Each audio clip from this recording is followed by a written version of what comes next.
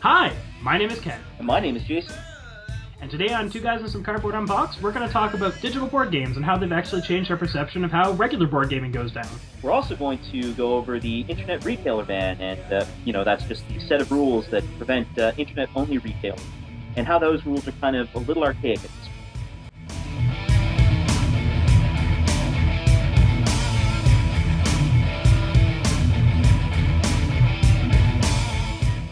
So, for those who are regular viewers of our show, by the time this episode of Two Guys and Some Cardboard Unboxed actually drops, the Season 2 of Two Guys and Some Cardboard, the tutorial review show that we normally do, is actually going to officially have started. In fact, from our time right now, it actually just started today. So, hopefully some of you have seen the episode. And for those of you who have actually been watching all of the extra bits, like the finale and that, we have not explained how Ken and Jason have left the pits of hell yet, but we're going to soon.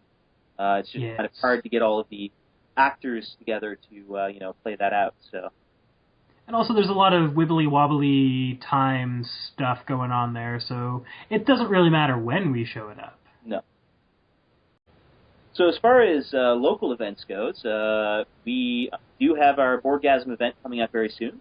That's going to be February 11th at Quantum Frontier, a friendly local gaming store. So we're going to be going from 9 a.m. to 9 p.m. It is $10 at the door or $8 if you pre-register. So anybody in the Halifax area or anybody who wants to fly down from Texas or what have you to check us out, that'd be fantastic.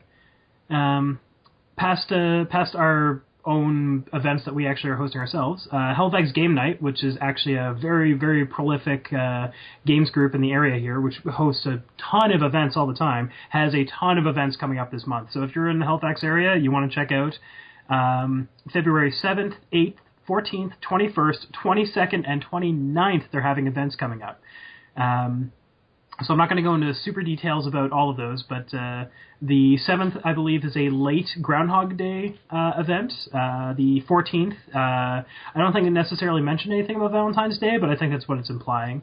And the 29th, they're actually noting the games night that only happens once every 4 years, as that is February 29th, the leap year day. So if you're in the Halifax area, check out www.meetup.com/boardgames-473. That's their official meetup page. And you can get more information on that page there. You'll have to sign up for their meetups and stuff, but that's free and all that jazz. And if you are in the Halifax area and you don't sign up for these guys, you're missing out on a lot of events. So, since the last time you may have heard from us on our show here, we didn't really go over too much in board gaming news last time, since we were just sort of starting out and testing our waters. But this time we're actually going to give you a bit of board gaming news. We're going to do a little recap for the last few weeks, basically the beginning of the year of 2012 and a bit onward as well. So, first off, I'd like to point out that Z-Man Games, which is kind of a favorite publisher of mine, I'm not really... Maybe favorite might be too strong a word, but I love a lot of their games. So they've listed pretty much their lineup from now until summer, which I'm looking forward to. A couple Agricola expansions that I will probably buy and never actually play, like I have with so many other Agricola expansions that I love so much. You can actually check that out. I'll leave a little note in our show notes if you see our YouTube channel. Otherwise, it shouldn't be hard to find. Just Google Z-Man Games 2012 lineup. Rio Grande is also coming out with some Carcassonne mini expansions. These are little tiny boxes that are essentially just, I think about like a dozen tiles or so, rules on the side of the box, and are actually going to be probably like $5 or $6 or something like that. Yeah. But if you like Carcassonne, they're yeah. Yeah, I've seen those. They're actually going to be releasing them in sort of displays like you'd see starter decks for. Yeah, or even like the like you'd get booster packs and stuff. Yeah. But yeah, so if you're a fan of Carcassonne, you should definitely pick up a couple of these. Apparently, there's about 6 unique expansions. They're going to have a big box of them, and there's going to be like 6 different ones that are actually there. So yeah, pick these up. They look like they're going to be a lot of fun. So Fantasy Flight has also announced their April lineup. It's mostly expansions for Dust Tactics, which is their sort of war game system, and something for each of their LCGs, which there's quite a few good ones there. Yeah, for sure. They've also had a few recent releases. Nexus Ops is now out.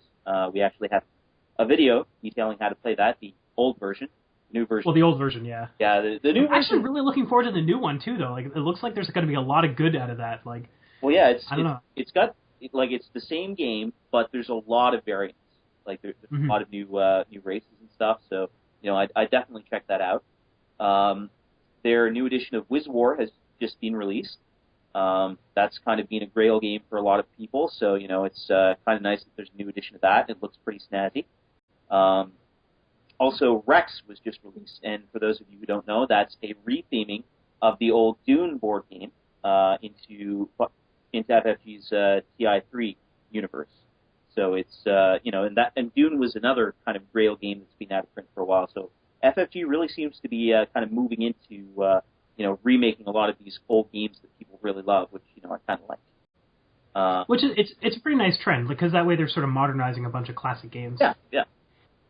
A game I'm actually looking forward to on Fantasy Flight Games' April lineup is Infiltration. So Infiltration is actually made by DX, I'm going to butcher this name, Varsirano, Vaccarino, the guy that did Dominion. He is the guy that designed Dominion.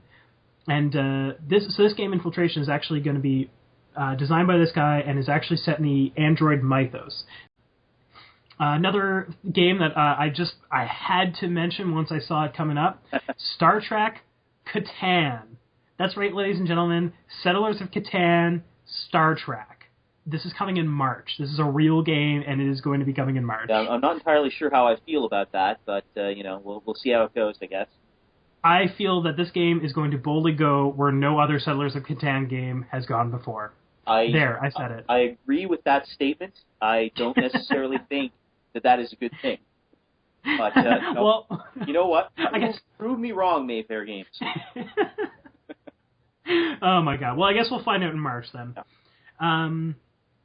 I just wanted to do a little follow up on last week's discussion about SOPA and PIPA. Just pointing on the fact that there is another bill that's coming up that is going to be a more global bill. It has nothing to do particularly with the United States, although the United States, Canada, and several other countries have already, as I understand it, signed on to it. But this bill is ACTA, A-C-T-A.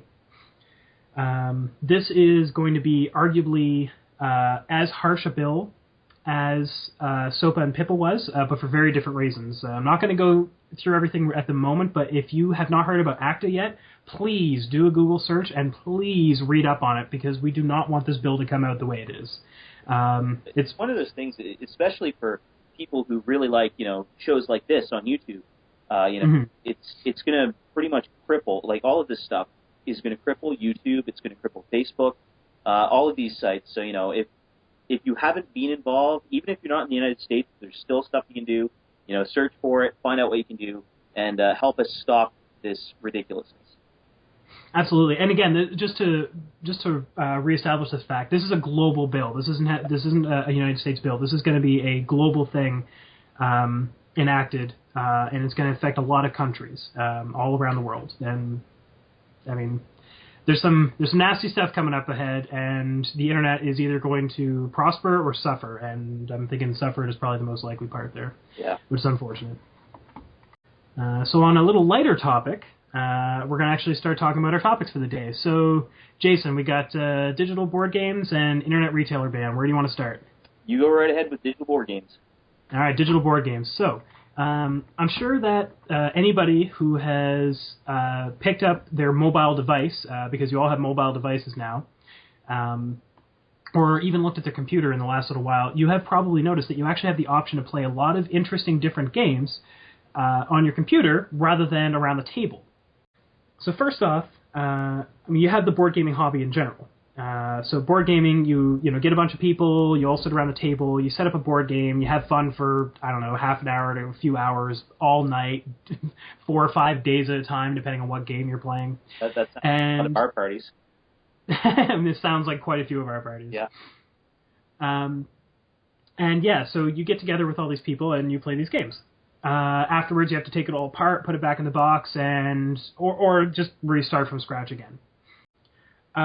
There's a lot of work that's involved with this, although obviously it's a social arrangement. This is sort of why we play board games. I mean, we play it because we want to play a game first, usually, and want to hang out with people second, or the other way around. Some people are looking just to hang out with their friends, and the board game is just an interesting distraction that happens between conversations and brewskis around the table.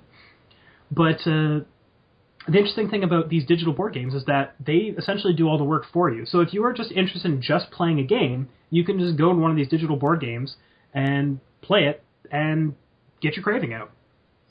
There's a bunch of different avenues that you can actually approach these with as well. This mostly started online, so anybody who has watched our show knows that I don't really like Risk, per se. And one of my reasons for not liking Risk is the fact that it takes so bloody long. What's that? I said that's the understatement of the century. I'm not understanding anything. I don't know what you're talking about. This also is not an understatement. But one of the reasons why I don't like Risk so much is mostly because of the fact it takes so bloody long. If you get annihilated from a game, then, well, you get to sit around and watch your friends have fun while you go off onto the outskirts of the room and brood softly to yourself, why didn't I roll a 6 at that critical moment? But there's actually this website you can go to that you can actually play Risk online, and the name itself escapes me, but it's something like Conquest. I'll find that in a moment, and I'll find it and I'll put it in the notes. But it's a website where you can play Risk and like all these crazy different variations of Risk, and you just put your turn in online. You wait for your other people to respond as well, and I think it's something like you have a day to put in your actions and such, but you could play a game of Risk over the course of several days. Now, I mean, I'm going on about this as though it's some sort of crazy invention like recently, but I mean, people have been playing chess by I think by fax is actually like email and fax and the phone and such. People have been playing chess for years this way. But I'd just like to note that it's not really restricted just to games like Risk either. There's actually quite a few adaptations at this point. I know there's one for Race for the Galaxy, which there is the game we just did on Two Guys in Cardboard, the actual video show. But actually also I know there's a new implementation of the Civilization board game, like the really, really old Avalon Hill one that you can play online now. And especially for games like Risk or Civilization that are going to, take you a friggin' weekend times, it's kind of nice that we have an online option. So. And and there's there's tons of games that are going to this format as well.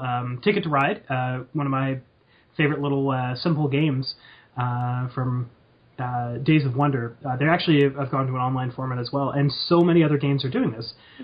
And games are actually extending from this online format also into the mobile device format. Well, yeah, it's getting to the point where it's kind of, there's a lot of cross-platform stuff going too, because there's a Thunderstone app coming up that's going to be for mobile devices, but it's also coming up for Facebook. There's going to be. Oh, I didn't actually know it was coming up for Facebook too. That's crazy. Yeah. So it's really going like everywhere. You can play any of your favorite games anywhere. That's where it's getting to. And as I mentioned on the last podcast there, we were, what was it? Oh, a friend of mine actually pointed out that you can play Dominion for free on the iPad. And I find that to be freaking crazy as well, because, I mean, I love Dominion, and it's fun to play that, with people and such. But if you just, I really got to play Dominion right now, you could just go to your iPad, play a game in like 5 or 10 minutes against the computer, which tallies up absolutely everything for you, and you don't have to clean it up or anything. Yeah, I hear that there's a version of Catan for Android that's actually free as well. So, there's a lot of these games out there. There's actually a blog on Board Game Geek now that caters specifically to all of these games that are being released. And there's a lot of them, like Titan, which is a big game in and of itself. That's got an iPad release at this point. There's a lot of options there. There really are, and that's pretty cool. So we should probably talk about the implications that these have on gaming, whether they have a positive impact, a negative impact, and just all the other sort of things. So first off, we should probably talk about the most obvious piece here should be about the socialization of board games. So really, like I said, when you play board games, there's probably two main reasons why you're playing a board game. And it's either because you want to play this game because it has an interesting whatever, or you want to hang out with your friends, and this board game is just the way in which you just decide to hang out with your friends this night. Yeah. Well, I mean, now these. Yeah, that's kind of and this kind of actually ties into the second topic we're going to be talking about too. But it's one of those things where there are certain ways to sort of continue the socialization, to keep that there. Like a lot of these are sort of the hot potato type games where you can sort of hand the iPad around the room, and it's really just a game, rather than having to have a board game with you. But I mean, there are still a few of the games like the Civilization adaptation and the Risk adaptation that we were talking about there. It does take the social aspect out. It's there's just really no way around it. There's probably going to be some textual discussion online, but really you're not sitting around the table, you're not socializing, and it's something that we especially as the NSBGS, we really want to try and emphasize the socializing, because that's really the core of the hobby. If we absolutely if we eliminate the socialization, then new people don't get into the hobby, and it just sort of goes away, which would be kind of sad. Which actually, that goes into falls under something I'm going to bring up in our next topic as well. But keeping on with this too, even with these online communities of games and such, there are ways to create your friends list and stuff. I believe with again, the name of that Risk one in particular escapes me, but you can create like a friends list of people that you've played against, and you can chat with them outside the game or in the game or start new games with them. Oh yeah, but, there's always the possibility for communication, but that it's just not the same as sort of getting around a table and hanging out. Absolutely. Not to mention the fact that by playing this game online, although you're generating more interest with it, this, I would assume for the most part, does not give the manufacturers of the game, the designer, the publisher, or anyone else related to it, I don't think that that's going to give them really any more money. I don't know this for sure. I guess it depends on the game.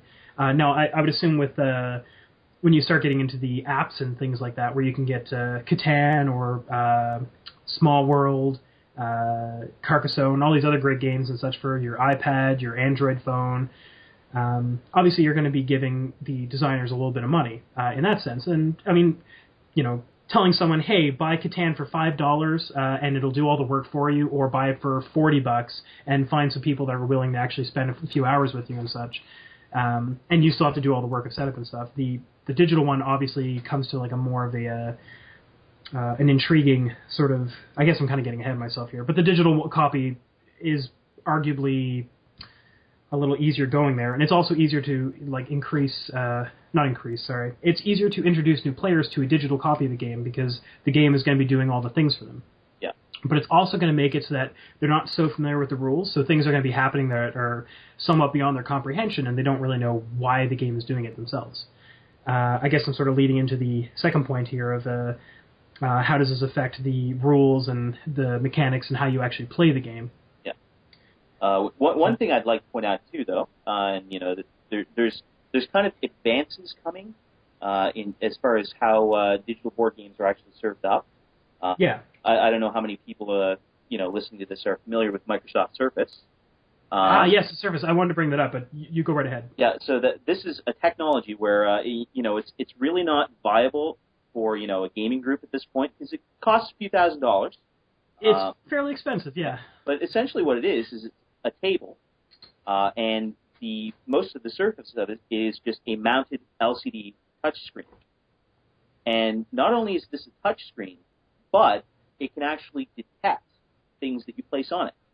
So one of the things they've actually used to demo this is Settlers of Catan, and so the map will actually show up, and as you place the game pieces on the map, like physically place them on there, the computer actually recognizes that they're there, and it responds appropriately. So cards are actually handled digitally too. So it's really neat to see this kind of technology coming out. And it's actually becoming more viable for, the everyday person, because I know that Geek Chic I don't know if anybody's familiar with that. These are the people who make the $10,000 gaming table. But is that the Sultan, if I recall? Yeah, that is the one. Okay. I noticed that they actually have their own kind of version of this that you can get. It's really nice wooden finish and everything, and I think it starts around $4,000, which Microsoft Surface itself costs about $15,000. So this is an improvement, and it's definitely an improvement. Yeah, and there's also a product called Epawn Arena. That's EPAWN. That is coming out soon. It's by a French manufacturer, and it's essentially a miniaturized version of this. It's supposed to retail for a few $100s, and you can basically hook your iPod or iPad into it to actually control it. So this technology is becoming a lot more viable, and it seems like it's sort of the compromise position between having all online stuff where you don't really interact, and having the digital aspect that takes care of the rules. Or even like the intermediary there, where you have like the iPod that you're just passing around the table because you're playing, a game on like a little, tiny picture worth of space there, as opposed to having the whole table ahead of you. Yeah. So this way, it provides the digital interaction, and it really cuts down on the equipment that you actually have to have with you for each specific game. And for sure. it preserves the social aspect, which is really. Yeah, and not to mention it increases the technological aspect of it. Again, there's also the issue of by having the game sort of do all the work for you, you might get sloppy in actually playing the game. And I mean, there's the argument, of course, that if you actually are playing the game, you have to do all the math yourself. You get a little bit more of an understanding of what things are going to work where, and so you start to learn probabilities of certain things, like I have this much chance of rolling a 7, a 6, or an 8, and such. In the case of Catan, you get to learn the probability of your 2d6 and such. Yeah, and don't get me wrong. I don't think that these are going to replace board games anytime soon. And I really, certainly not anytime soon. And I hope they don't, because there's just something about opening that crisp new box, and you board gamers know smelling the cards and punching out all of the tokens. It's kind of a thrill. And it's nice to actually have a physical thing rather than just, some little buttons that are kind of imaginary that you can push. So, sure. I think a lot of this new technology, though, is a nice compromise between those two. Because, you'd still need the tokens and stuff for Microsoft Surface, but you can probably carry those around a lot easier than, say, an entire game box.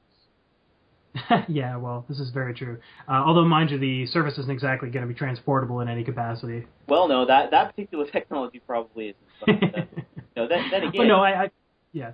Then again, in theory, if a lot of people a lot of businesses start adopting that technology, potentially you could just bring your game pieces to whatever coffee shop you want to go to, and just load the app from some thumb drive or something, and away you go.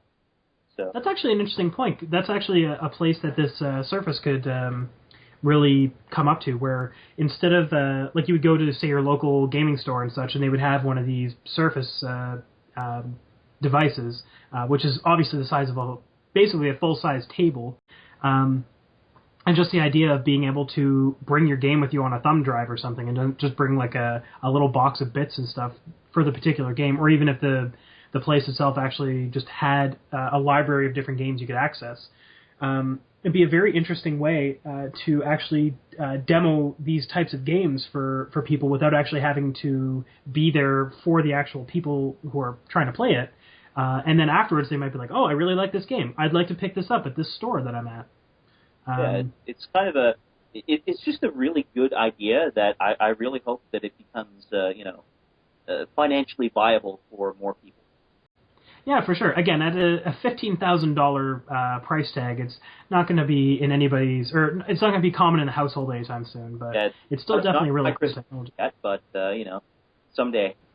So yeah, I hope in the future, if there are any game retailers listening to this, you should definitely buy a Microsoft Surface, and you should definitely force people to program board games for you so that you can sell them to your store. So obviously a $15,000 price tag is totally worth it to sell, maybe 10, 15 board games at a time. Or obviously. We should talk to Pat over Quantum about that. Yeah. Yeah. I'm sure he would freaking love that. Hey, Pat, do you want to buy this giant thing that costs a lot of money? Oh, sure, guys. That sounds like a great idea. Yeah, I'm such a salesman at this point. But another thing we didn't even really mention was the idea of console games. Yeah. That you're actually seeing these board games not just on the mobile devices, but also on consoles as well. That also gives it's like a different aspect rather than passing something around the table. And like everybody just kind of being disengaged with it. Everybody would be sort of sitting in front of a television and passing a controller around. Or alternatively, if all of your friends are on your Xbox, if that's the game that the console that you're using. And I think it's probably the most likely one. I don't have a PS3, and I don't think the Wii has very many board game related games on there. I know for a fact that Xbox Live does have Carcassonne and Catan. I think there's a couple of others. Oh, they definitely have Carcassonne and Catan. I don't remember what other ones they have offhand. But, I mean, that's sort of like another intermediary where it's like if your friends aren't around, it's another place you can go to meet up to play these games and such. Or even if your friends are around, you could actually have a multiplayer game in front of the TV. And then instead of just everybody being focused on their turn when their turn comes up, when the device is handed to them, they can actually see what's going on the whole time through, which is kind of interesting. Oh yeah, and it's also kind of nice, in the event that for some reason you can't actually physically get together for some reason. Yeah, absolutely. For example, if your city is going through a bus strike or something like that. Oh my God! Just as a random example. It certainly has nothing to do with our current situation or anything. Yeah, but so that's another nice option, and if you have the headsets and everything, it's kind of like you're there. You're just not. But yeah. Anyway, I mean, I'm really looking forward to seeing where this technology goes, and yes. I'm kind of hopeful that they're just going to find a way to keep the social aspect without messing everything up. Absolutely, and I mean, there's in all the examples that we've given. I mean, we've kind of shotgunned them out, peppered them out throughout the conversation here. But in all the examples we have here, they range from various technologies being used at home or on mobile devices. So at home you have your computer, consoles, and potentially the Surface, although that's probably less likely to be used at home, as we were already saying. And as far as mobile devices go, you've got your tablets like the iPad or the BlackBerry, whatchamahoosit, Playbook? Is it Playbook? Yeah, okay. And then you've got like your phones and such, like your iPhone, your Android phones, and I don't know if BlackBerry has any board games on their thing yet, but I'm sure they probably will if they don't yet. Yeah, at some point I'm sure they will. Regardless, I don't really know much about BlackBerries, but yeah, me either. But all the same, I mean, there's various different ways that you can keep the social aspect in your digital games, and the digital games are a really good thing. Like I have a couple of digital games on my various devices and consoles and computer and such, and it is very fun if you just want to play a game and you just want to kind of get it out of your system and stuff. But I still find it has nothing compared to the actual opening up the box, like you were saying, smelling the bits and. Just actually having that copy that you can bring over to your friend's house and potentially have the BRB spilled on it and stuff. Like, yeah. Though, mind you, having the BRB spilled on a board game is a little less damning than having it be spilled on your phone or your iPad. So, Still, beer on a board game. Let's not talk about that. Don't trigger my PTSD. I don't want to make you spawn tank or anything like that. Yeah, that's happened to me. Luckily people stopped me before I murdered someone, so good. Well, there's that. But yeah, so digital devices, they're not exactly like they're not going to kill the hobby or anything, but in some ways they can definitely help out the hobby. But I think in many ways they're going to kind of take over in some regards, in some aspects of the hobbies, like games that are really tedious to play. You'll probably see people playing the digital version much more often. But I mean, there's so many board games coming out all the time; it'd be impossible to translate them all over into apps and games and such like that. That's true. So we should probably get to our second topic of discussion for today now, and before we run out of time. The internet retailer ban. I don't know how many of you are actually familiar with this, but the rule has existed for quite a while, that anyone who wants to sell, hobby stuff, and it's not necessarily board games per se. It's more often card games, like Wizards of the Coast has a pretty strict rule on this for the Magic. But essentially, people who want to carry these products as retailers have to have a physical store. So you can have a website that sells them, but you can't just be working out of a warehouse. You actually have to have a physical store where the public in your area can come and purchase things. And I just want to kind of go over why this came about, and why I think it's kind of a little outdated at this point. Absolutely. But anyway, as far as why it came about, it was basically because at the time, these companies decided, they looked at their business model and they realized that these are social games, and this is kind of tying into what we were just talking about. Absolutely. And they realized that a lot of people are introduced to these games through retailers. So, they go in for the latest issue of Batman and they see somebody playing Magic the Gathering and, they think, oh, well, that looks really cool. I should get into that. And there's, where do I sign up? Yeah. And, then there's somebody physically there to show them how to play it, and, to teach them all the tricks and, well, in the case of Magic, to totally cream them and, dash all the codes. But in any case, that was kind of what they were thinking, that, if the big bad internet reared its head, and, there's all of these deep, they call them internet deep discounters, because, if you're selling online, then you don't have to pay for, employees, and, well, you don't have to pay for, like, the stuff you have to pay for in a physical store. I believe the word you're looking for is overhead. Well, that's what I was just going to say. Thank you. Yeah, sorry. But yeah, so you don't have to pay for all the extra overhead, so you can sell things for a lot cheaper. And, that's true. But, the idea is that if people are just selling online, then eventually retailers are just going to go out of business across the board, and then nobody new is going to get into the hobby, and, well, obviously then the hobby kind of explodes because, everybody just kind of stops playing. So that was kind of the thinking behind this, and, I suppose at the beginning that's kind of true. But things have really changed, and this is why I do really think that this rule should be looked at and amended, because now that we're in sort of the era of social media, like we've got Facebook and we've got Twitter and all of these things, it's become so much easier to actually organize physical events. That I'm not saying that we should just get rid of physical retailers altogether. Oh, no, by no stretch. I do, I think that there should be local stores, and, I would personally still frequent them. I just think that I would like the option of, going online especially if there's, a game that's just about to go out of print and, your local store isn't going to get any more. I like the option of kind of having the choice to go online. And, while I can do that, I think it's kind of silly that people are prevented from getting into this particular market because they just want to sell online. And this is kind of the only industry that has anything. Now, I believe that with this whole situation, the issue here is that because clearly there are online retailers. There's like tons and tons and tons of online retailers of collectible card games, tradable or living card games and such, and board games and role-playing games and such. But the issue here is that you have to have a brick-and-mortar store, and then you are allowed to sell these things online. That's correct, right? That is essentially the rule, yeah. And okay. It's a lot of people would argue, well, you can easily do it. You just have to set up a little, a little shop in a strip mall or something, and there you go.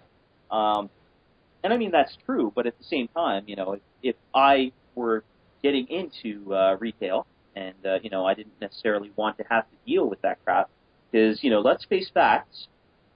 When you have a physical location, there are certain things you have to put up. That is, yeah.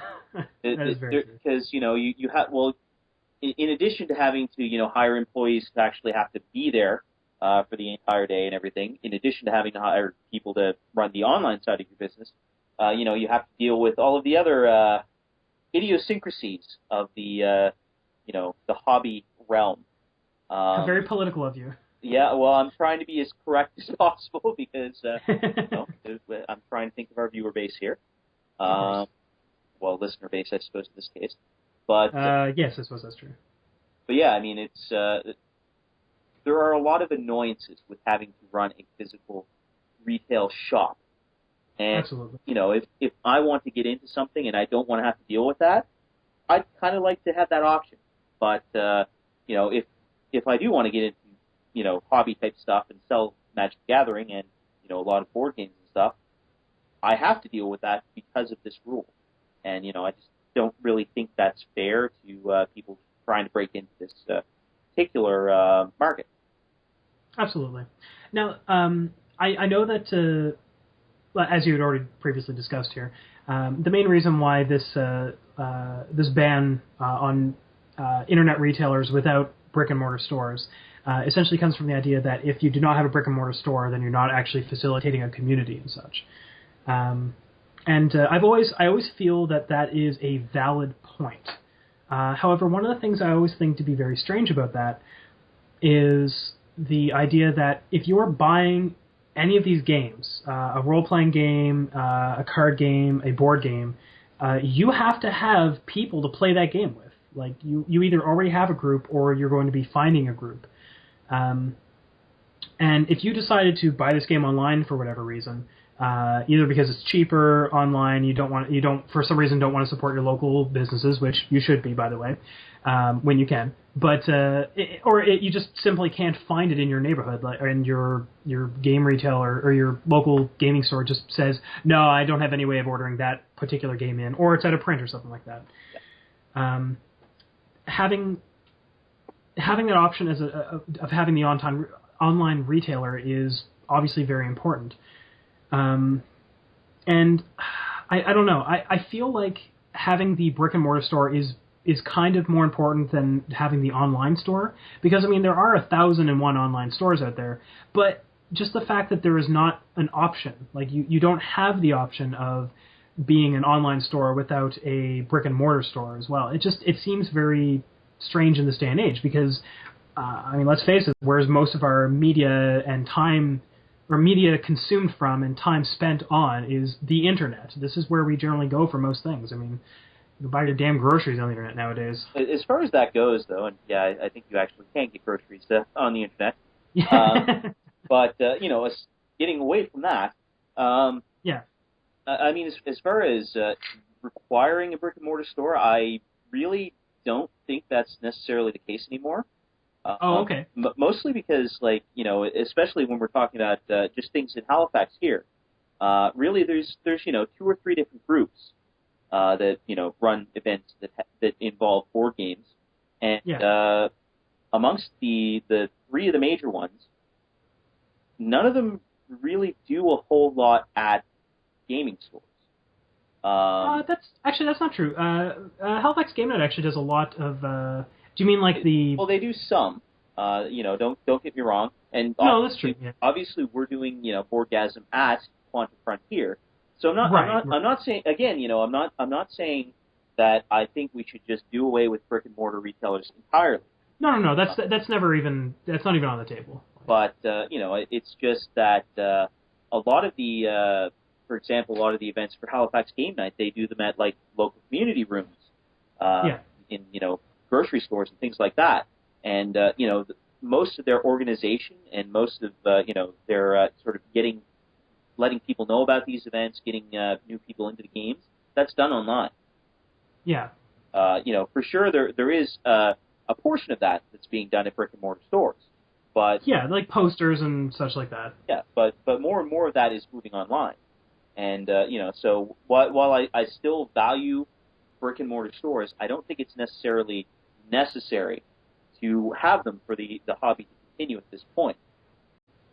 And again, like just to make sure to drive the point home, we're not in any way saying that brick and mortar stores should be driven into the ground or anything like that, because they obviously serve a very good purpose in many ways. Like, I, for the most part, do frequent my brick and mortar stores to find my games and such, but there's little things that sometimes you just can't get there, or maybe you just can't get there conveniently in the quantity that you want to get, or there's also the knee-jerk thing of I want it right now or something, or I want to buy it right now. Well, yeah, that's another thing too. Like like you were saying, I mean, a lot of the times you'll go into your local retailer and the flashy new game that you just absolutely have to have right away. They only got 2 copies in and they're already gone.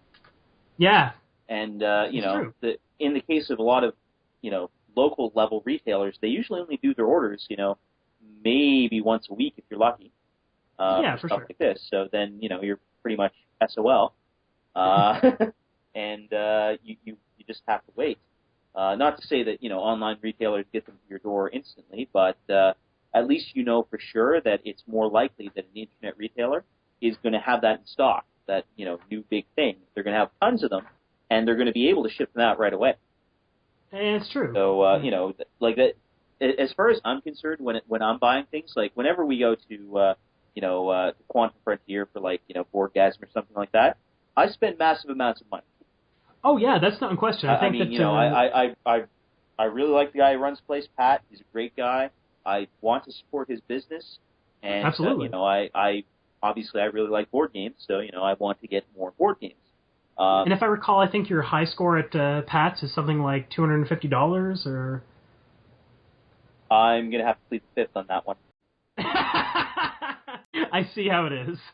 But in any case, there are a few issues with that, though, because there have been a few times when I really psyched for a specific game, and I go in and Pat doesn't have it, and I'm not saying that he obviously should have known that I would want it and he should have had it. Yeah, well, it happens. In addition to that, I actually live kind of on the outskirts of our city. Yeah, it's true. Yeah, and just getting into to any of the gaming stores, actually, I think Quantum is probably the closest one to me. And I don't personally own a car, so I have to bus. It takes about an hour, which is kind of a pain. Especially since I'm a student. I have a lot of other things to do, and just going in just for that express purpose, it's kind of inconvenient. And so a lot of the times, I'll just, in between Boardgasms, if I really need something, I'll just order it online, because then it's delivered right to my door. And, I suppose there's the convenience aspect. But, again, not to, make it sound like I want to, put Pat out of business or anything. No, of course not. Other local. Well, but, it's just, I like the option. Absolutely. That's pretty much all I'm saying. And there are a few instances where this rule has been kind of taken to extremes as well. And I know that, I had actually just mentioned this to Kenny beforehand, but Games Workshop is at it again, and they've apparently instituted a bizarre rule, which I'd like to go into a little bit. So, first of all, let me preface this by saying that, I don't hate Games Workshop, the products. I actually really love a lot of their stuff. I've just recently gotten back into Warhammer Fantasy. They have a lot of really cool stuff. But as far as the corporation goes, they do a lot of things that just seem really mean to their customers. And, I don't really like them for that. But anyway, I just recently found this out because, again, I've been out of the hobby for a while. But I recently went to buy, a bunch of supplies as far as painting and, putting together my models and stuff. And while I was at the, I was shopping online, while I was at the website for this the store that I had chosen, I saw they had a Games Workshop section. I clicked on it. I thought, maybe I'll get a few models. And there was a notice up saying that Games Workshop now has a rule that they are not allowing any of the retailers to use shopping carts for their products. So this means that you can't go to a website and, just click add to cart and just, go and pay with your credit card. You actually have to, either physically visit a store, or you have to, email them, or you have to phone them. So and this is the thing that really blows my mind about this. The only thing they're preventing is online ordering. Yeah. Like, they're not preventing anything else. They're not even preventing the people from carrying their products, which is No. kind of weird, because you can just call the store, even if, they're halfway across the world and you can order the stuff. You can email them, and you can set up something where you can order the stuff and pay through PayPal or whatever. They're just not letting you use a shopping cart. And that does not make any sense to me. Does that make any sense to you, Ken? I actually also recently getting into fantasy myself. I've noticed a somewhat similar trend. It's difficult to, and I don't know how recent the rule about not being able to use an online shopping cart has came into effect here, or has come into effect rather. But there was a couple particular things I was looking for that I could not purchase through any means other than eBay. I was finding correct me if I'm wrong. I believe you can buy everything that you need to through the GW website itself. You can.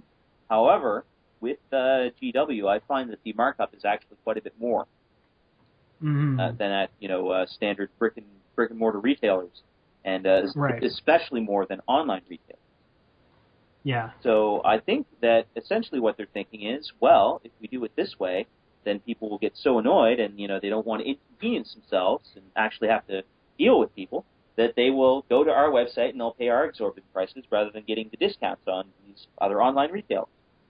And to an extent, they're probably correct. There are probably people who would rather, not have to deal with all that extra stuff. But it just seems like it's kind of one of those sort of evil corporation type moves, right? It does kind of. I'm sure there's a rationale behind it that is perfectly logical and reasonable, but it really does feel like that. Like I kind of have to agree with you on that, and it's unfortunate because again, this is a game that I am into and interested in playing, and I do want to be able to support them where I can. But I mean, to be forced to kind of pick and choose where I'm allowed to actually purchase it from, that seems like the ultimate extreme of this whole example, or this whole topic that you've sort of brought up here,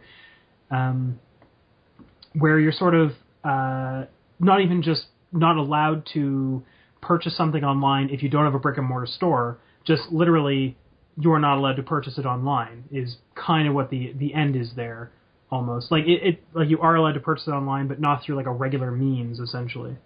Well, yeah, and it kind of shocked me when I found out about this, and it's, I don't know. Like, Games Workshop, they do a lot of questionable things. I'm not going to get too much into that because that's very easily a topic for another. Well, there is another topic that I want to discuss at a later date that involves some more of their shenanigans, and that's exactly what they are, shenanigans. They do a lot of ridiculous stuff.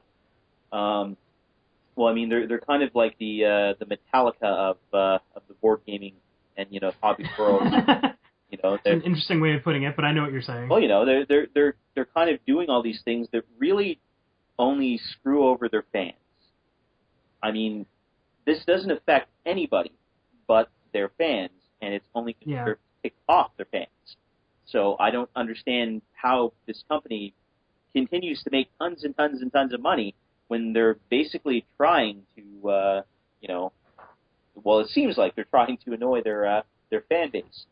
But well, actually, just to take a step back here, if I recall, there was, and I don't know how, like, we should probably note that we are in no way, like, grand gurus of all this information or anything like that. So if we're wrong about something, then feel free to call us out on it, but don't try to take what we're saying to, like, an argument as the letter of the law or anything like that.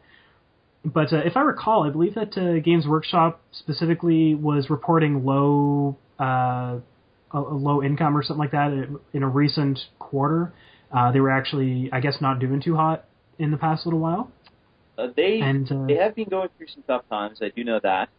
Yeah. But I mean, that said, the way to rectify that is certainly not to alienate fans. For sure. Now, the thing is that, I mean, again, I can't really begin to, like, guess what it is what motivation they have to perform their online businesses this way. I'm assuming they have some sort of idea in mind here where if they do this, they could decrease the chances of people getting around the old brick and mortar store bit, or they could potentially increase revenue by forcing people to buy from their store directly, or even help the local retailers by making sure that or by helping like brick and mortar retailers by forcing people to actually contact them and order through their store and such, even though they have an online store specifically set up to do that exact thing. Where do you think that they could improve on this, Jay? Well, for starters, I think that they should drop that whole no shopping cart thing. If they want people to go there to the store instead, then that you don't use negative in that situation. You try to use a positive. You try to draw people to your store, and right. it makes sense for them to have people going to their store for sure, because then they're cutting out the middleman. Because that's true. They're selling their products for their suggested retail price instead of selling it to a retailer for a discounted price, and so that extra money that would usually go to the retailer, they're getting for themselves. So it does make sense to have people, try to have people go to their store instead. But right. Instead of trying to sort of kneecap the competition, what they should be doing is offering incentives to use their service. So, maybe have a points program, a rewards program. I know they used to have one.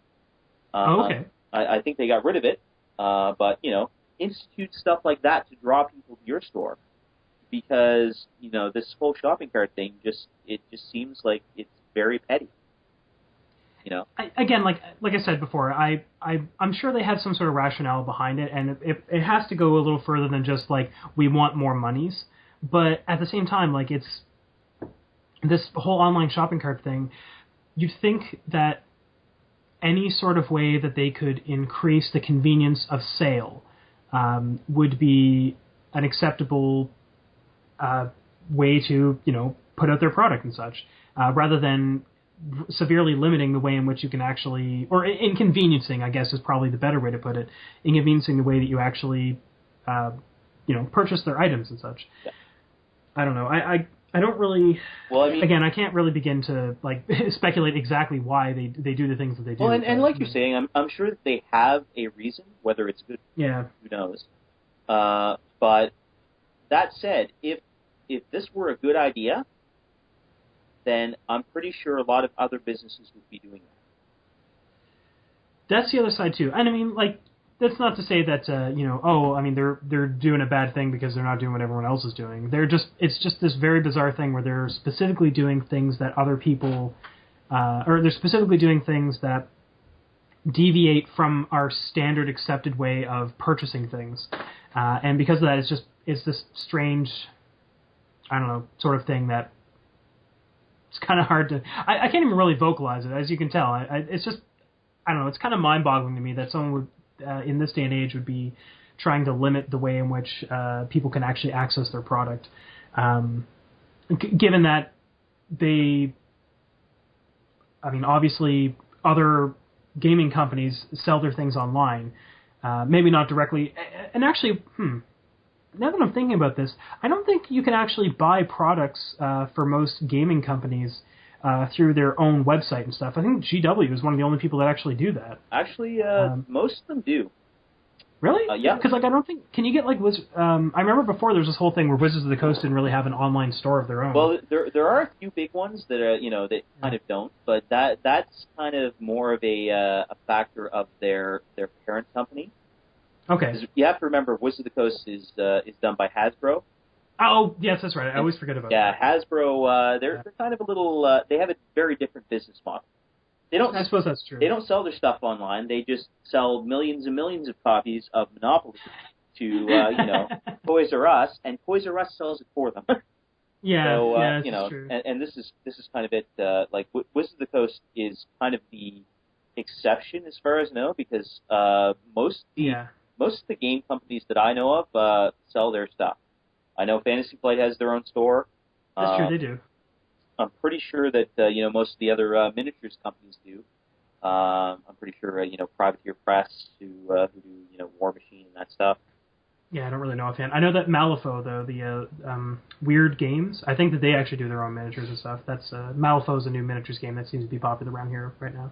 So I think a lot of them do.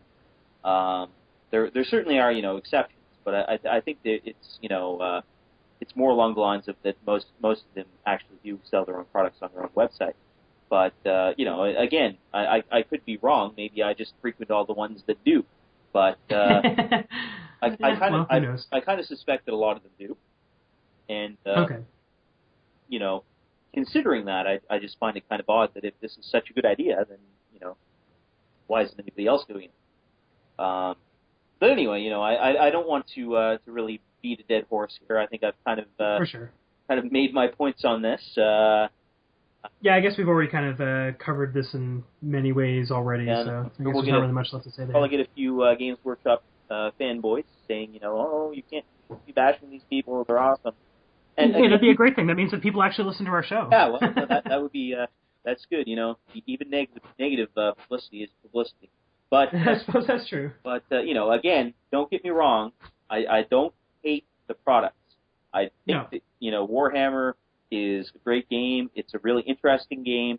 It's just a lot of the corporate policy. Well, I guess that's pretty much all we have to say about these topics. We've kind of beat them into the ground and rambled quite a bit more than I guess we might have expected to.